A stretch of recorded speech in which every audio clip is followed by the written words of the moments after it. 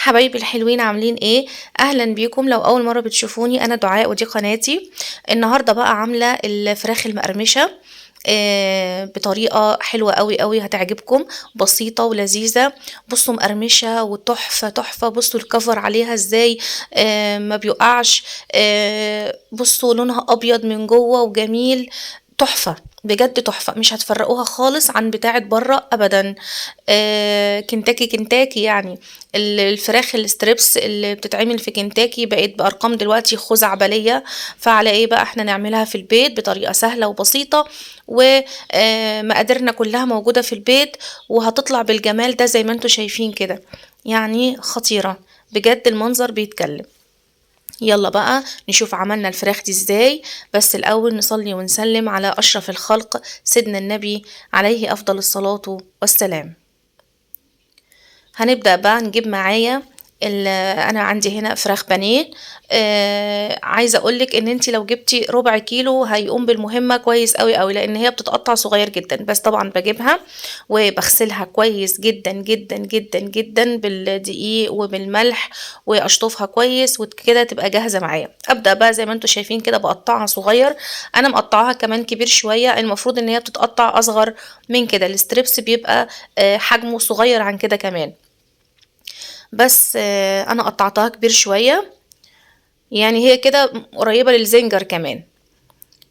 بتقطعيها صغير زي ما انت شايفة كده، فطبعا بترمي معاكي كمية، يعني الفراخ البانيه بتقطعيها كمان، هي سمكها بيبقى رفيع، وبتقطعيه كمان القطعة بتقطعيها على كذا حتة زي ما انت شايفة كده. طبعا حسب عدد افراد الاسرة معاكي تعملي ربع كيلو نص كيلو زي ما انت عايزة حسب عدد الافراد. بقطع الكمية كلها كده اللي معايا بالشكل ده زي ما انت شايفة كده. وبعد كده بقى احضر التتبيله.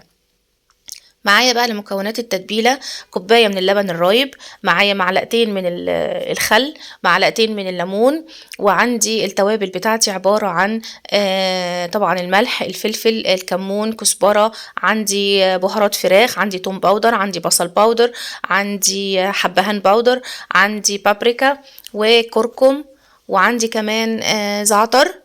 من كل حاجه نص معلقه وكده. وعندي كمان 7 بهارات برضو بتدي طعم حلو جدا.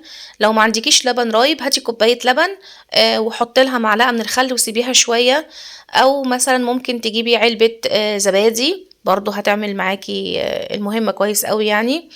حطيت اللبن الرايب بقى، وحطيت الليمون، وحطيت الخل، وهنزل بقى بالتوابل اللي معايا كلها زي ما انتي شايفة كده بالشكل ده. وهقلب بقى التوابل والمكونات بتاعتي واخلط كل الكلام ده مع بعض. قد ايه التتبيله بسيطه جدا، يعني لبن رايب وليمون وخل وشويه توابل وبهارات موجوده في البيت عندنا عادي جدا.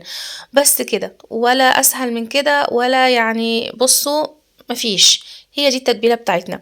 هننزل فيها بقى بالفراخ بتاعتنا اللي قطعناها بالشكل ده، ونخلطها بقى مع التتبيلة، نغمرها فيها كده حلو، ونخليها تتغطى بالتتبيلة كويس قوي قوي قوي، ونسيبها بقى في التتبيلة دي يعني ساعتين مثلا، وبعد كده نبدأ نشتغل فيها. لو عايزة تشتغلي على طول هي بتتبل بسرعة، بس كل ما تسيبيها كل ما تبقى أحلى وأطعم معاكي. بس كده اتأكدنا ان التتبيلة دخلت جوه الفراخ وبقت مغلفاها تماما. نسيبها بقى تتبل براحتها، ونحضر بقى الكفر بتاعنا الخارجي اللي هيدينا بقى القرمشة بتاعة الفراخ بتاعتنا. هجيب دقيق حوالي كوباية كده من الدقيق، وهنزل فيها بمعلقة صغيرة من الحبهان البودر، ومعلقة صغيرة من بهارات الفراخ، وكمان عندي توم باودر معلقة صغيرة برضو، وبصل باودر برضو معلقة صغيرة، وكمان هنزل بمعلقة صغيرة من ال7 بهارات.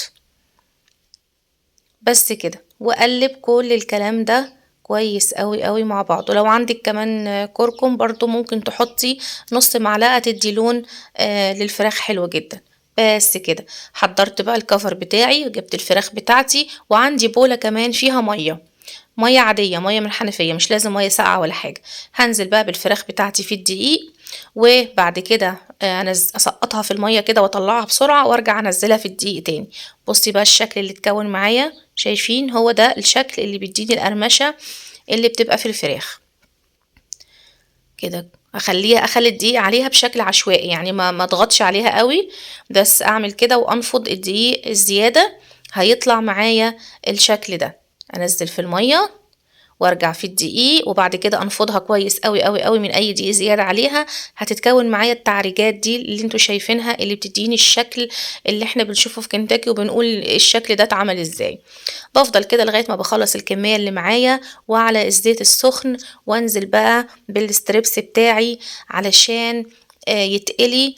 وبصوا الزيت بتبقى درجة حرارته سخن، بس مش سخن قوي قوي زيادة عن اللزوم، يعني مش اللي هو اول ما تحطي الفراخ تتحرق وتاخد لون وما تستويش من جوه، لا بيبقى سخن بس مش للدرجة قوي، ومش برضو دافي، يعني سخن علشان الكفر لو الزيت مش سخن كفاية ممكن يقع من على الفراخ. بصوا الكفر ما وقعش، بصوا الفراخ في الزيت، بصوا بقى الشكل المقرمش ده اللي على الفراخ بقى اللي احنا بنشوفه في كنتاكي ده وبنقول واو، يعني عملناه في البيت بكل سهولة. يعني منظرها تحفة، بصوا لونها ذهبي وجميل جدا جدا جدا، بجد خطيرة. لو عايزين كمان زيادة قرمشة ممكن تحطوا مع الدقيق، مع الخلطة بتاعة الدقيق كمان معلقتين كبار من النشا، هتديني قرمشة اكتر وطعم كمان يعني حلو، يعني هتديني قرمشة كمان زيادة. لو بتحبي الحاجة بقى مقرمشة قوي ضيفي كمان معلقتين من النشا. بصوا الجمال، تحفة بجد تحفة، شايفين؟ خطيرة، ولا الكفر وقع ولا اي حاجة، طلعت معانا لونها ذهبي وجميل وخطيرة ومقرمشة جدا جدا جدا. زي ما قلتلك عايزاها كمان مقرمشة اكتر، زودي معلقتين من النشا على خلطة الدقيق، هتديكي قرمشة حلوة قوي قوي قوي. شايفين الجمال؟ بجد تحفة. يعني بصوا اللحم من جوه ابيض منور،